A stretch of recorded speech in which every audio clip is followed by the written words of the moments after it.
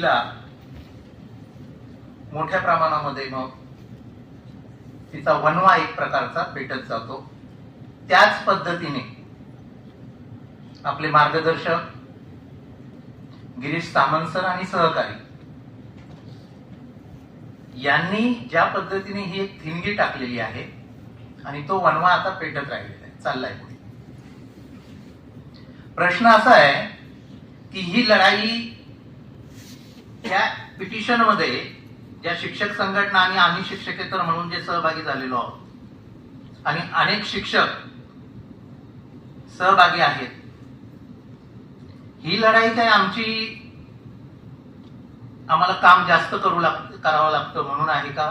तर अजिबात नाही. आमच्यावर ताणतणाव येतो व्यक्तिगतरित्या म्हणून आहे का? तर अजिबात नाही असं मी मानतो. जो शिक्षणाचा मूलभूत अधिकार ह्या संविधानाने, भारतीय संविधानाने आपल्याला दिलेला आहे आणि त्या पिढ्या घडवण्याचं काम ज्या शिक्षकांमध्ये, शिक्षकांच्या माध्यमातून आणि शिक्षकेतरांच्या माध्यमातून, म्हणजे शिक्षक आणि शिक्षकेतर या व्यवस्थेची दोन चाकं आहेत. कोणतंही एक चाक डळमळीत झालं तर ही व्यवस्था, ही सिस्टम चालणार नाही. त्याच्यामुळे शिक्षक आणि शिक्षकेतर हे ह्या पिढ्या घडवण्याचं कार्य करतात, काम करतात. आणि अशा या शिक्षक आणि शिक्षकेतरांना तुम्ही वेगळ्या कामामध्ये झुंबताय. ही फार दुर्दैवाची ही गोष्ट आहे, फार दुर्दैवाची. निवडणूक आयोग जे निर्णय घेतय किंवा निवडणूक आयोगाची जी आचारसंहिता बनलेली आहे त्याच्यामध्ये ते अधिकार देते निवडणूक आयोगाच्या नियमानुसार की ते कोणालाही अधिग्रहित करू शकतात. जे सरांनी उल्लेख केला की 1950 प्रतिनिधी अधिनियम 1950 13(ब)(2) कलम अंतर्गत निवडणूक आयोग अनेकांना नियुक्त करू शकतात या कामासाठी. त्याच्यामध्ये शिक्षकांचा सुद्धा उल्लेख केलेला आहे. परंतु त्याला काउंटर 29 कलम करतं की स्थानिक स्वराज्य संस्था असतील, शासकीय कर्मचारी असतील, त्यांना तुम्हाला अधिग्रहित अगोदर करायचं आहे, त्यांना नियुक्त तुम्हाला अगोदर करायचं आहे. अपवादात्मक परिस्थितीत तुम्हाला शैक्षणिक संस्थेतील शिक्षक किंवा शिक्षकेतरांना करायचं आहे. हे त्यांच्याच कायद्यात लिहिलेलं आहे. पुढे जाऊन जी पिटिशन दाखल झाली 2009ला शिक्षण मंडळातर्फे आणि कन्या शाळातर्फे नंतर झाली, त्याच्यामध्ये जो उल्लेख सरांनी केलेला आहे, परंतु निवडणूक आयोगाच्याच नियमावलीमध्ये, त्यांच्याच निर्देशामध्ये असं सांगितलेलं आहे, असं नमूद केलेलं आहे की अपवादात्मक परिस्थिती म्हणजे तुम्ही शिक्षक किंवा शिक्षकेतरांना बळजबरी करू शकत नाही. बरं, त्यांना नियुक्त करताना न संपणारं काम लावू शकत नाही, कारण त्यांच्यावर ही पिढी घडवण्याचं काम आहे आणि ते अत्यंत महत्वाचं आहे.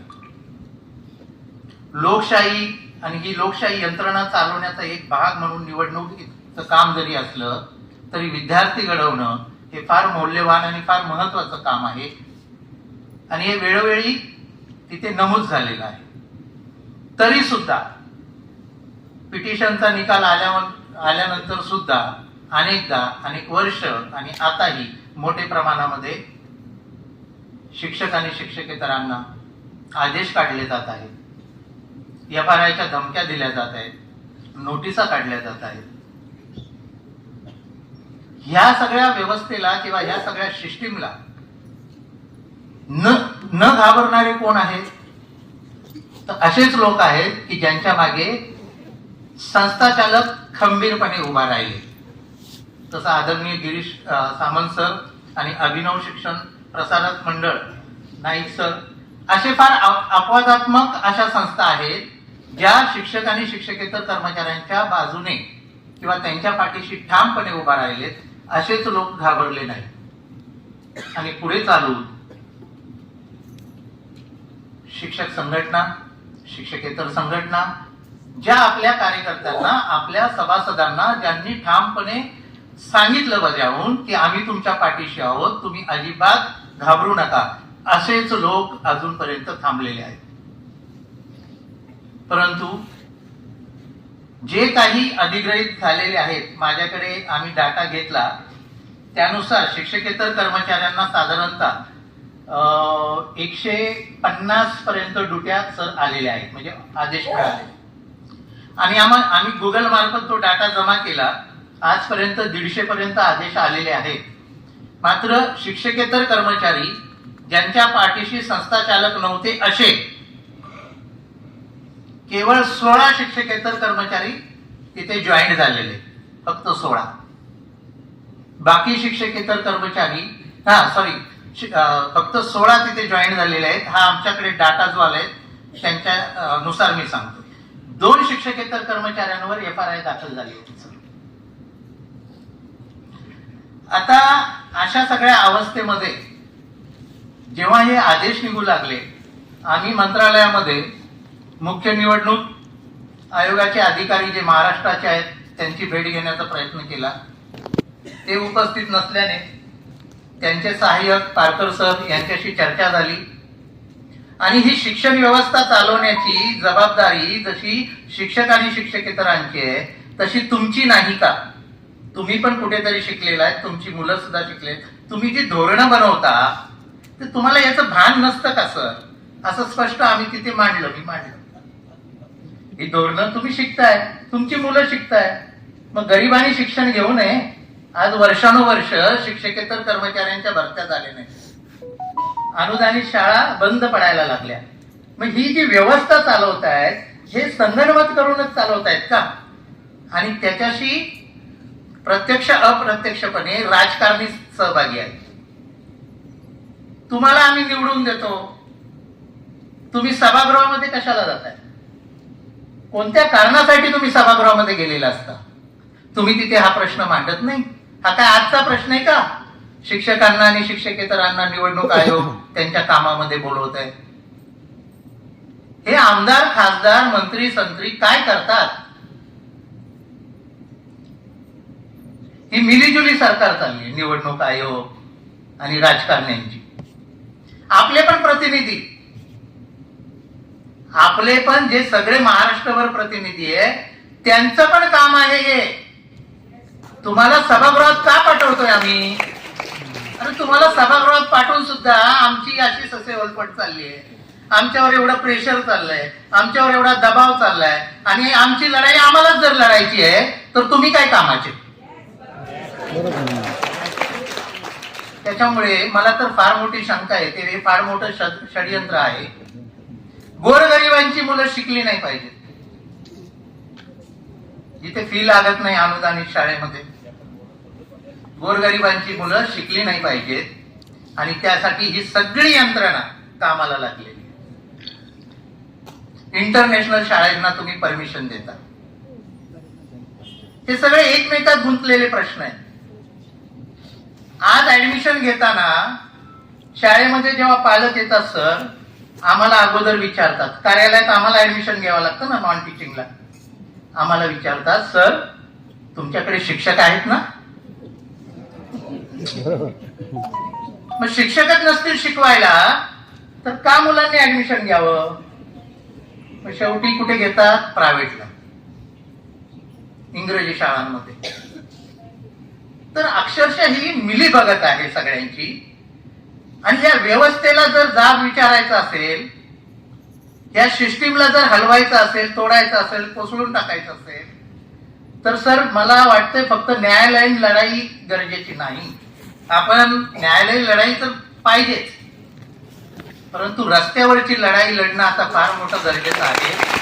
आणि त्यासाठी आपण सगळ्यांनी मनाची तयारी ठेवलं पाहिजे. आणि आपलं जे एक असतं ना ओझं, नाही आम्ही शिक्षक आहोत, नाही आपण शिक्षकेतर आहोत, असं कसं करू, तसं कसं करू, नाही माझं काम भलं, मी भला, मला आली नाही तर मी शांत राहील, माझं त्याला आली आहे, अरे मराठीवाल्याला आली आहे, माझा तर इंग्रजी विषय. हे सगळं बाजूला ठेवायला लागेल आता.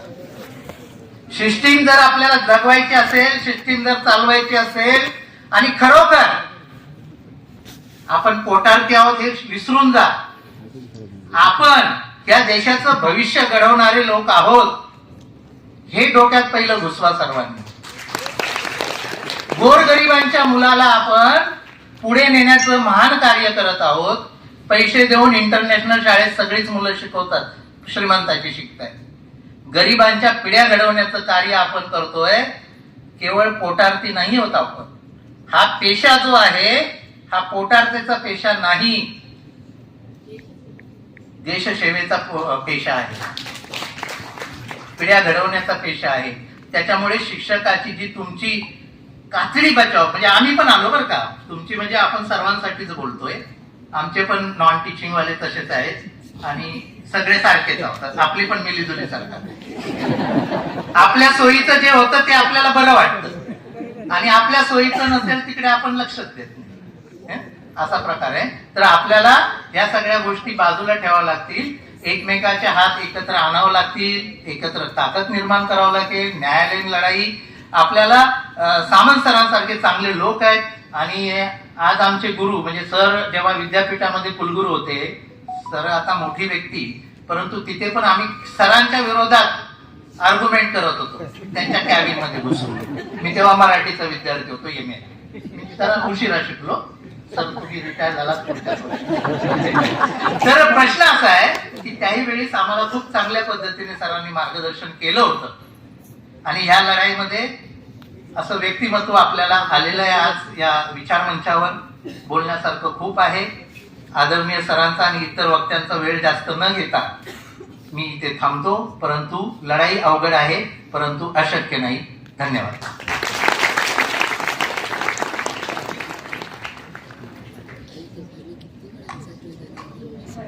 धन्यवाद. सगळ्यांनी अतिशय तळमळीने गोरगरीब मुलांच्या शिक्षणासाठी